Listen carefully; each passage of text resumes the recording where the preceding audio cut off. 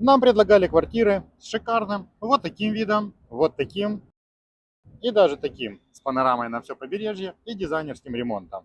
А в итоге мы сняли квартиру вот с таким видом на стройку, и это был наш осознанный выбор. Дело в том, что в Батуми довольно много так называемого инвестиционного жилья, и оно продолжает интенсивно строиться. И если вы один, пара или небольшая семья, вы 100% себе найдете квартиру в долгосрочную аренду на любой вкус и кошелек. Но если вы большая семья, как мы, то поиск аренды на долгосрок превращается в задачу со звездочкой. За 4 года жизни у моря мы набили немало шишек. И сегодня мы с вами поделимся нашими 5 правилами, которые помогут вам избежать роковых ошибок. Также в конце видео мы обязательно вам расскажем, как и где мы искали свою квартиру, сколько мы платим за коммунальные услуги, что не так с риэлторами. Сравним здание. И почему после аренды квартиры в Дании нам условия аренды в Грузии очень нравятся. Первое и самое критичное правило. Никакой плесени. Ребят, черная плесень – это тихий убийца. И в морских городах влажность зашкаливает. Мы все привыкли видеть плесень в углу ванной, но в Батуми плесень может съесть любую стенку в вашей комнате. 12 лет назад, когда у нас был только один ребенок, наша дочка, мы жили в квартире у реки. Но тогда мы были неопытными молодыми родителями, и мы до конца не понимали, насколько это может быть серьезно. У нас плесень, она находилась на окнах, небольшая. Мы ее мыли, использовали различные средства, но это не особо помогало. Но потом мы только начали понимать, что если плесень въелась в стены, то здесь поможет только капитальный ремонт. И в итоге, как результат, наша дочка, она страдала бронхитами, и мы долго не понимали, как ее вылечить. Сначала мы переехали из одной квартиры в другую, потом сменили город, и только тогда она выздоровела. Поэтому, ребят, в Батуми плесень встречается. Мы даже отказались при просмотре от нескольких шикарных вариантов. Одну квартиру мы в старом городе, да, смотрели. Мне она очень понравилась, такой вид красивый. Лера меня уговаривала, ну давай снимем, потому что хозяева сказали, что это просто текла крыша, но на самом-то деле я прекрасно знаю, как выглядит плесень, которую просто замыли на стене. Я это узнаю из тысячи, поэтому я категоричен был, и как бы мы отказались. Одну квартиру мы, кстати, вот на Аллее Героев смотрели, даже уже не помню в каком доме, она тоже была, она нам подходила по всем параметрам, мы уже практически согласились, и она по цене была очень дорогая, нам 200 или 300 долларов скинули при условии годового контракта, да, и уже напоследок, когда мы уходили, я открываю шкаф, и я понимаю, что принюхались, что да, что там вот за шкафом эта плесень присутствует. Поэтому при просмотрах не стесняйтесь, берите фонарики, включайте на смартфонах, проверяйте все углы за шкафами, за диванами, за портьерами. Слушай, а еще не придумали такого приложения, как открыл телефон и... Какое-нибудь устройство, да? Да. Я думаю, было что бы что-то подобное есть, надо погуглить.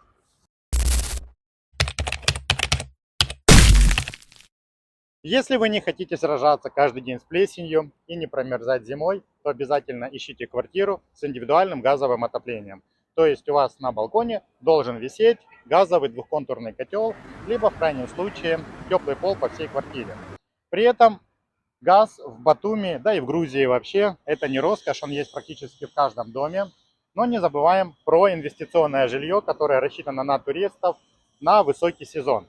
Если вы, конечно, приезжаете чисто как турист на высокий сезон, то вы не замерзнете, и вам как раз нужен только кондиционер. Но если вы приезжаете сюда на зимовку, то без газа, без газового отопления тут никак. Зима в Батуми довольно-таки мягкая, плюс 10-15 градусов. Очень тепло. Да, но не забываем про дожди, да, которые вот уже шли последние 2 недели. Да. Сегодня довольно-таки первый раз за последние 2 недели солнечный день. Вот, плюс пронизывающий ветер с моря, и эти плюс 10-15 на самом деле ощущаются прям все как 0, а то и минус. Ну и плюс газовое отопление, экономит ваши деньги, потому что отапливаться кондиционерами это неэффективно и довольно-таки дорого. В Батуми есть архитектурная особенность, о которой мы узнали только по приезду. Это наличие глухих спален, то есть без окон. И мы в первые 2 недели мы прожили в квартире именно с такой спальней. Поначалу у нас не вызывало никаких сомнений, ну, спальня и спальня, но почувствовав на своем опыте, как это неудобно. Во-первых, потому что нету свежего воздуха, невозможно проветрить комнату. Во-вторых, отсутствие света дневного, такой blackout 24 часа, и, то есть просыпаешься, не знаешь, день это сегодня или ночь. Опять-таки, непроветриваемое помещение. Для того, чтобы не было плесени, помещение нужно проветривать ежедневно. Вот, поэтому это проблема. Ну и опять-таки, отсутствие вентиляции, любой врач вам скажет, что это удар на самом-то деле по здоровью. Поэтому такой вариант имеет место быть, если эту спальню использовать как гардеробная, либо в крайнем случае как кабинет. И вот, может быть, это мое такое субъективное мнение, мне показалось, что в старом фонде глухих спален меньше, чем в новостроях. И так как мы искали квартиру только с окнами в спальне, то такие квартиры в цене были намного дороже, чем квартиры с глухими спальнями. Но я так понимаю, по той причине, что таких квартир на рынке просто мало. И как вы уже, наверное, заметили, Батуми часто называют городом вечных строек. Город интенсивно застраивается. Как гриб после дождя. Да, так и есть. Мы сразу понимали, что с 3 маленькими детьми, а на момент переезда Глебу было всего 2 месяца, жить возле стройки это просто не вариант, потому что должен быть Тишина нам крайне дневной необходима. сон. Так, кроме того, мы вдвоем работаем в онлайн, и поэтому Тоже нужна тишина. во время онлайн-встреч слушать, как работает отбойный молоток, либо бетономешалка, минимум это отвлекает. Ну и давай так, и виды удручающие. Да, виды печальные, но что поделать, это инвестиции, это развитие города, без этого никуда. Вот. Поэтому, если для вас это критично, при аренде квартиры не поленитесь, прийти утром, прийти днем, не в выходной день и посмотреть, есть ли вокруг стройки, как они работают, стройки замороженные либо нет. В итоге мы выбрали вариант, где со всех сторон нас окружают стройки, но по батумским меркам стройки от нас довольно-таки далеко, наверное, метров 100, да, до них. Но все равно ежедневно мы в квартире ощущаем этот грохот. Надеемся, что к лету он уже не будет не таким интенсивным. Вот. Даже не представляю, если бы это было прямо под окном. Мы бы с ума сошли. Но у нас такая взаимосвязь, в общем-то, с нашим видом из окна. У нас девчонки постоянно приходят и говорят: ой, а это жираф, ой, а это жучок. Да-да, у нас уже всей строительной техники девочки дали свои Ознакомлены. клички, да, они уже следят. Недавно жирафа увезли, где Мы жираф такие: а где делся. жираф пропал? Выбирая локацию, важно понимать, что Батуми очень разный. И новички, и мы, собственно, тоже новички, Такие же. часто совершают одну и ту же ошибку, выбирают себе квартиру только по картинке. Батуми туристический город, и тут, конечно, будет набережная. Как с обложки журнала. Да, вылизанная первая линия, вторая линия. Мы часто показываем вам кадры именно с набережной, с первой линии. Мы там любим гулять. Да, но также есть и местный колорит. Как же без этого? Да, мы его вам тоже обязательно покажем. В чем суть? Есть, например, старый город. Я его обожаю. Это кафешки, рестораны, это отсутствие сильной застройки, уютные улочки, старые дубы. Такой грузинский вайб. Да, туда попадаешь, и ты просто вот расслабляешься. Но мы понимаем, что в туристический сезон там просто будут толпы людей, и жить там будет невозможно. Ну и плюс там отсутствует в полной мере инфраструктура, которая нам необходима. Если брать, например, аллею героев, да, вот где мы сейчас с вами гуляем,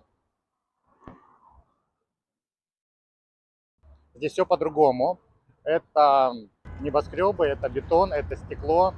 Вечером здесь просто неимоверная иллюминация. Один из Помнишь, таких очень красивых мест в Батуми. помнишь, когда Саша в первый вечер, когда мы сюда приехали, попала на этот бульвар, она сказала, а можно мы с этого города больше никогда не будем уезжать? Мне очень Да. понравилось. Вот. Виды, конечно, шикарные. Здесь много людей. Я думаю, что в сезон просто будет такой человейник. Вот. Но здесь также есть огромный плюс. Здесь развита инфраструктура, и вы здесь найдете все себе необходимое для жизни. Мы пытались найти Найти золотую что-то середину. между, да, но все равно. У нас основная привязка это, конечно, школа старшей дочери, это украинский сектор. И в чем проблема? В Батуми очень сильный трафик. И мы это поняли, прожив здесь буквально 2 недели, когда мы пытались дочку в школу Отвезти. возить общественным транспортом, такси. И на эти 2,5-3 километра у нас уходило 40 минут, а иногда и 60 минут. И тогда мы поняли, что до школы только пешком. И поэтому мы искали вариант, чтобы до школы было не больше, чем 30 минут пешего хода. Вот таким вот образом, да, подбирайте себе локацию, конечно же, отталкивайтесь от своих нужд, потреб, где вы будете работать, где будут учиться дети, потому что если просто по картинке, можно очень сильно снизить качество своей жизни. Когда мы планировали переезд в Батуми, мы решили довериться профессионалам и обратились к риэлтору, озвучили все свои пожелания, также, что у нас 3 детей, что мы большая семья, и ограничили риэлтора суммой $700. Мы переезжали сюда в ноябре, это уже был не сезон, я просмотрел сайты и, в принципе, плюс-минус аренда столько и стоила. Мы приехали, сняли на неделю посуточно квартиру на Airbnb и были уверены, что мы в течение недели быстренько снимем, найдем себе жилье, снимем, но реальность внесла свои коррективы. Ну, уже на второй, да, день мы пошли смотреть Да, на первую второй день квартиру. мы уже побежали смотреть квартиры. И она нам понравилась. И мы прям так удивились и думаем, надо ее брать, а потом еще тоже удивились, может быть, рано, может быть, надо еще что-то посмотреть. Но мы всегда, когда снимаем жилье, и даже когда покупали в Украине жилье, да, у нас всегда работает правило 3 квартир. 3 раза посмотрели, Твое если, берем, не твое, идем да, дальше. что-то нравится, то берем, если не нравится, то откладываем этот вопрос. И тут первая квартира нам зашла. Да, первая квартира нам очень понравилась, и мы на нее один разок посмотрели, все подошло, и вечером мы договорились подписывать контракт. И вечером мы поехали подписывать контракт, но на всякий случай решили еще раз уточнить информацию, чтобы сказал риэлтор, что у нас 3 детей. Мы не скрывали эту информацию, то есть мы это сразу озвучили нашему риэлтору, и тут начались громкие грузинские такие какие-то Споры. Да, ну, как это, хозяйка извинилась перед нами, мы извинились перед хозяйкой, и на этом разошлись. Да. Не заехали мы в эту квартиру. И потом начались у нас, я это называю, какие-то крысиные бега, потому что в своей жизни я столько квартир не смотрел. Потому что мы стали обращаться уже к разным риэлторам, просто прозванивали, оставляли заявки. В какой-то момент я понял, что риэлторы нам просто вот предлагают все, что у них есть, и мы просто бегаем, смотрим квартиры, а они вообще не подходят под наш запрос, Да. и мы там жить не сможем. Были ситуации, когда показывают фотки, присылают фотки, и ты понимаешь, что да, квартира твоей мечты, первая линия, недалеко от школы, по площади подходит, все хорошо. Приходишь в эту квартиру, и ты понимаешь, что эти фотки были сделаны лет 10-15 тому назад, и квартира абсолютно уже изменилась, да, вот, и мы не готовы в ней жить. Вот, и таких случаев было очень много, и мы просто через неделю были уставшие. Я понял, что либо нам придется снять что-то и потом целый год мучаться, либо мы просто развернемся и обратно уедем в Турцию. В итоге мы решили взять все в свои руки и начать поиск самостоятельно. Мы уже не обращались к риэлторам, мы пытались найти собственников и все-таки понять, какие квартиры есть в наличии в Батуми. Такой нюанс. Вы на каждом углу будете слушать, что риэлторам платит хозяин. На самом-то деле это то же самое, что и с НДС. Вы когда хлеб покупаете в супермаркете, да, магазин за вас НДС не платит. Просто эта сумма уже включена в стоимость покупки, да. Точно так же и здесь. Хозяин закладывает сумму, которую он хочет получить, и плюс сверху услуги риэлтора.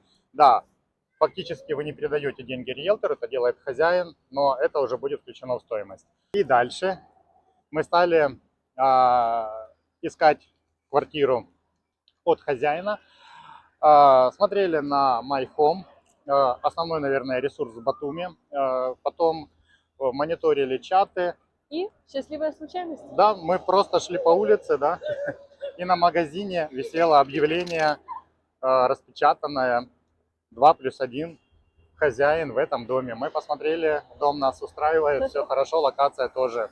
Слушай, все-таки это как правильно свой запрос оценить правильно, да, и в космос отправить, и тебе оп, и объявление, обращайтесь. Пришли мы посмотреть квартиру, и у нее в каждой комнате есть окна. Она теплая. Есть индивидуальное светлая. газовое отопление, нет нигде плесени.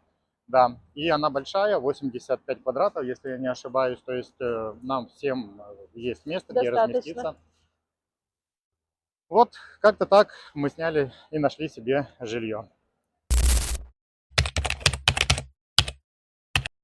По факту, что мы получили? Планировка 2+1, площадь 85 квадратов, наличие индивидуального газового отопления, квартира солнечная, сухая, без плесени. Местоположение это DS Mall, ровно 30 минут пешком до школы дочери. По деньгам мы оплачиваем $600. В Грузии оплата за первый и последний месяц. Что касается договора, я сам скачал типовой договор аренды, внес туда данные и подписали этот договор и разошлись. Все довольно-таки просто, без бюрократии, без каких-либо проблем. Ну и теперь давайте расскажем, что у нас выходит по коммунальным услугам. Они нас здесь очень удивили, потому что когда мы жили в Дании, у нас коммуналка была 300 евро, в Турции коммуналка была чуть-чуть меньше, где-то 150-200 евро. Ну а угадайте, сколько тут? Здесь вот за февраль месяц я заплатил за газ 62 лари, за электричество 25 лари, за воду всего 10 лари. Обслуживание подъезда и лифта это 30 лари. Итого это 127 лари, ну, где-то примерно 45-50 долларов. В январе было немножко больше, потому что январь самый холодный месяц, но, соответственно, весенние и летние месяцы коммуналка будет еще меньше. У нас такая дешевая коммуналка была только в Украине, да? И в Грузии есть еще одна особенность, это платные лифты. В нашем случае все цивилизованно, и плата за лифт уже зашита в обслуживание подъездов 30 лари. И мы просто прикладываем чип и едем на этаж, который нам нужен. Но в старом фонде еще не везде поменяли лифты, и вам могут встретиться лифты с монетоприемниками, где необходимо бросить 5 тетри, либо 10 тетри для того, чтобы поехать. И тут к этому нужно быть готовым, потому что в 2022 году, когда мы как туристы сюда приехали, да? Да, мы когда приехали сюда 4 года назад как туристы, мы с этим вопросом намучились. Мы жили на 8 этаже. У нас был 8 этаж, у нас была коляска только с дочкой. И постоянно надо было искать эти монетки, если их нету, где их брать, в общем, жутко неудобно. И когда их не было, то ты берешь коляску на горб, ребенка на руки и на 8 этаж. Impossible. Да, физкультура. Я часто вижу в местных чатах, как люди возмущаются, что хозяева просят арендную плату за первые и последние месяцы. Но по-моему, это везде уже так. Мы к этому относимся вполне нормально, это нормальные условия. И мы с вами поделимся сейчас нашим датским опытом, и вы тогда поймете, почему это Почему у нас очень такое лояльные отношение. условия. Когда в Данию приезжаешь, то ты не можешь там снять квартиру на долгосрок, если у тебя нет вида на жительство. Это только посуточная аренда, которая в среднем стоит 200-300 евро в сутки. Поэтому долго там Не, в не отеле, либо отдохнешь. на квартире, да, посуточно не посидишь. Когда получаешь ВНЖ, ты тогда имеешь право снять квартиру на долгосрок. И